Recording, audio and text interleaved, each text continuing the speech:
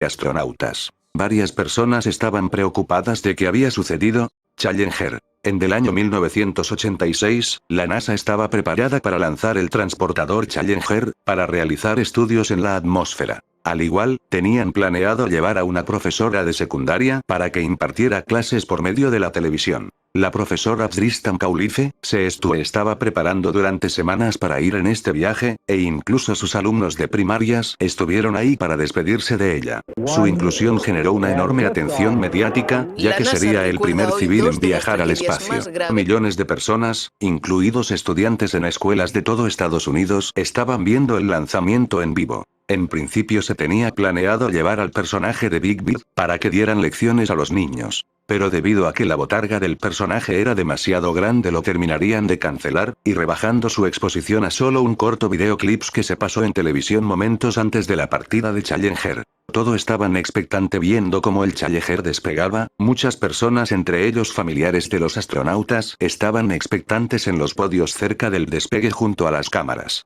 Si bien, a inicio del despegue todo iba bien, 73 segundos después del despegue la nave empezó a prenderse fuego. Una falla en una junta tórica del cohete acelerador sólido derecho provocó una fuga de gases calientes. Eso hizo que la nave poco a poco se desarmara explotando de manera abrupta al final. Muchos de los espectadores estaban tristes y horrorizados por el suceso que fue percatado por las cámaras de televisión. Todas las personas vieron en vivo el fallecimiento de los 7 astronautas. Varias personas estaban preocupadas de qué había sucedido, porque el transbordador explotó de la nada. Muchos periodistas investigaron el caso, hallando que los culpables era directamente la NASA. Antes del lanzamiento se les advirtió que el transportador tenía problemas en las juntas tóricas en condiciones de baja temperatura, lo que ocasionó que los materiales del transportador se fueran deshaciendo poco a poco dejándolos inestables. Cuando les contaron los problemas que podía ocasionar los materiales debido a las fallas, tanto como los políticos como la administrativa no les importó en lo más mínimo.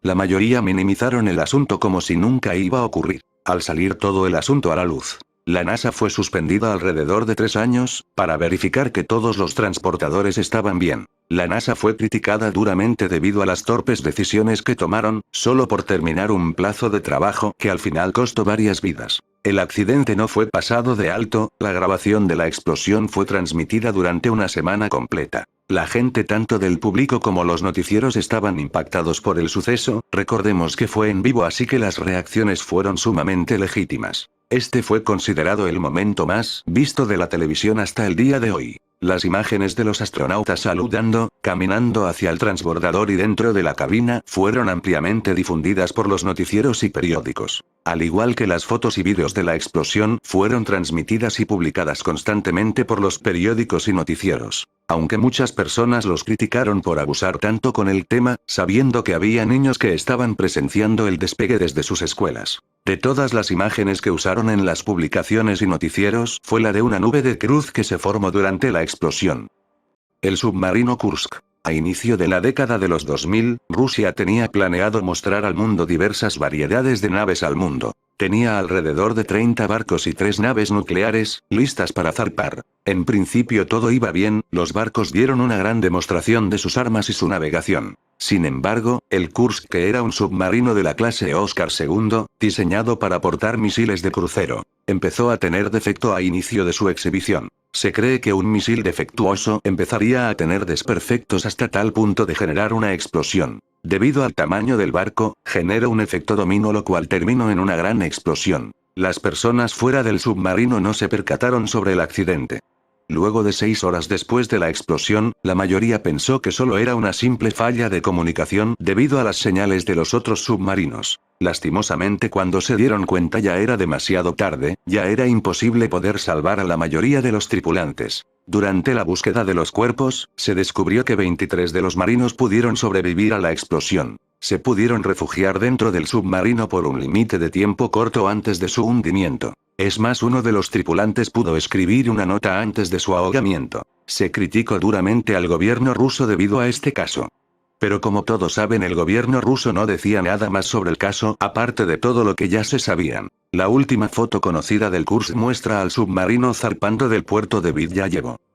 La erupción del monte Robert Emerson era un joven fotógrafo naturista, inició su carrera en la década de los 80, fotografiando diversos fenómenos naturales y diversos paisajes. Robert visitó el volcán Santa Elena, en diversas ocasiones para poder explorar las fases del monte. No era coincidencia que Robert fuese a documentar el monte ese año, ya se tenía sabido que el volcán estaba dando señales de humo debido a la actividad. Dejando de lado que pasaba por la cabeza de Robert, o de las autoridades por dejarlo pasar a la zona de peligro. Robert se adentró a la zona del volcán para poder fotografiar la actividad. El problema es que Robert no pensó muy bien las consecuencias. El volcán hizo erupción, alrededor de 500 kilómetros en la zona, fue impactada por el humo y el impacto del volcán. Robert no tenía escapatoria del impacto. Así que lo único que se le ocurrió fue seguir fotografiando la actividad volcánica.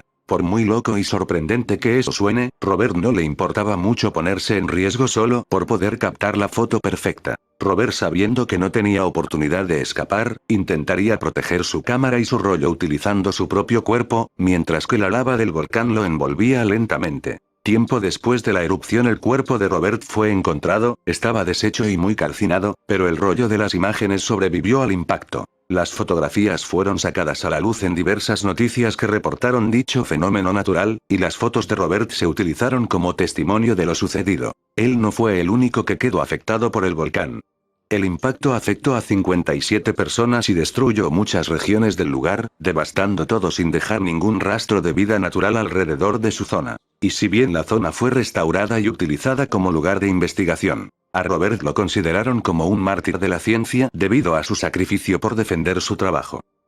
George Mallory y Sandy Irvine eran dos alpinistas que tenían como objetivo subir al monte Everest, la montaña que es considerada la más grande del mundo. Ellos iniciaron su expedición en el año de 1924. Ellos serían los primeros en conquistar el Everest. Varios noticieros y personas estaban expectantes debido a sus cruzadas peligrosas. Los alpinistas siempre reportaban y fotografiaban sus avances en la montaña, mostrando los peligros y los sucesos que pasaban. Aunque se mostraba confiados, esta era la primera vez que se toparon con un reto tan grande. Si bien George tenía experiencia escalando montañas, Sandy solo era ingeniero mecánico que solo seguía para ayudarlo en diversas dificultades técnicas. Tras varios de kilómetros de su partida, no se volvieron a saber nada de ellos. La única vez que se vieron fue tras un telescopio a 8000 kilómetros, de donde partieron por sus compañeros. Jamás se supieron si llegaron a la cima del Everest. Si eso fue así, entonces serían los primeros en conquistar el Everest antes que Edmund y Tenzing, quienes serían los primeros en conquistar la montaña en 1953.